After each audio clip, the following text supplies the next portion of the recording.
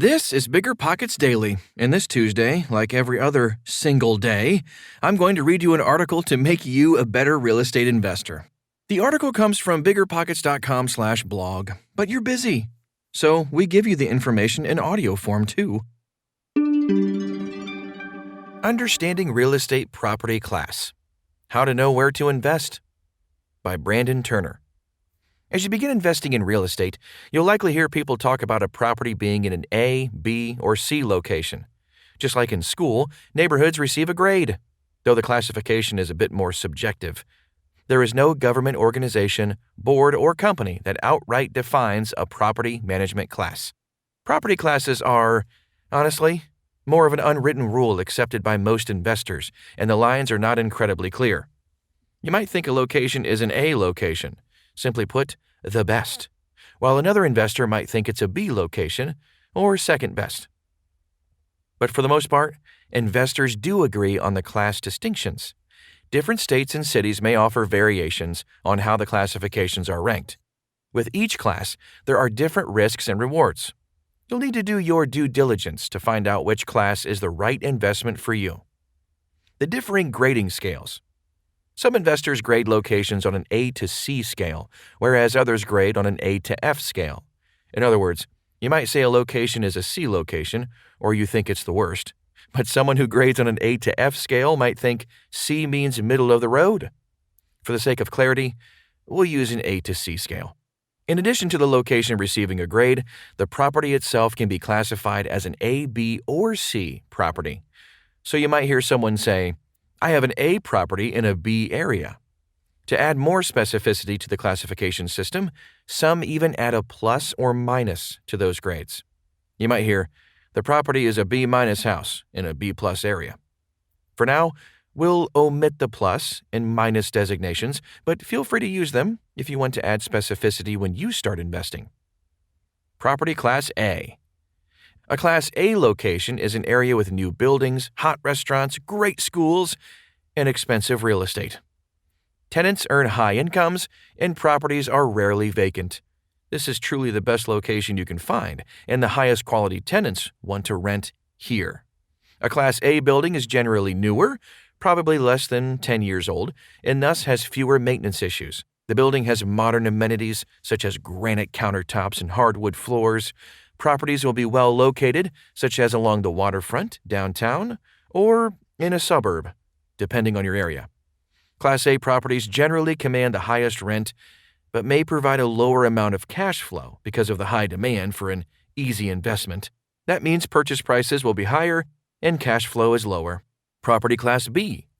A Class B location might be slightly older than its Class A cousin, but still has decent restaurants, shopping, and schools. Typically, these areas are 50% owner-occupied, with the other 50% investor-owned and tenanted. This might be your middle-class area, where tenants have a slightly lower income than those in Class A properties. A Class B building is probably 15 to 30 years old. These homes lack the shine of a Class A property. Rental income is lower, and maintenance costs are higher due to the age of the home. However, you can add value here. These properties easily upgrade to a B plus or even A property with renovations and improvements. Due to the cash flow, growth potential, and exit strategy offered, Class B properties create a solid foundation for any investor seeking to build a substantial, cash-flowing property portfolio. Property Class C. Class C locations typically have tenants with lower incomes than in Class B areas, and homes are old, 30 years or more, without any historical valuation. This area is less desirable, and many properties show visible deterioration. Some may even be boarded up. The neighborhood is likely far away from shopping, restaurants, and public transit. A Class C building, too, is likely older than 30 years and looks the part. They need frequent repairs, so plan for ongoing maintenance.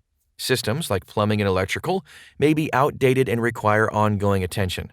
Properties will typically rent for less, but will be much more affordable. These properties are predominantly investor-owned and tenant-occupied. While they offer the highest cash flow out of all the classes, they require hands-on, full-time monitoring and management. Look for a property manager who specializes in this particular area. Which class should I choose?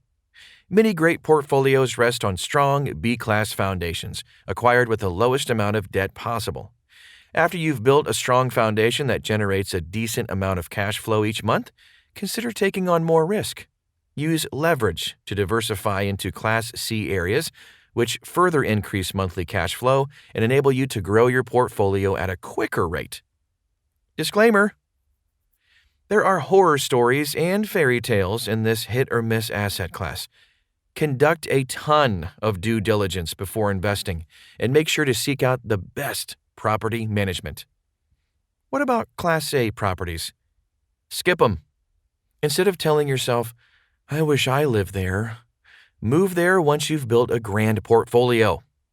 As mentioned previously, the class distinctions are not very rigid or defined, but the classifications outlined here should give you a general indication of how investors view properties and neighborhoods. Research your market to find out what strategy works best for you. Hope you enjoyed hearing that perspective. Before you go, are you interested in getting your personal finances in order? Then check out the BiggerPockets Money Podcast, hosted by Scott Trench and Mindy Jensen. To learn how to save for big-time investments and launch yourself toward the life of your dreams. I'm Tyler, and I can guarantee you, I'll be right back here tomorrow.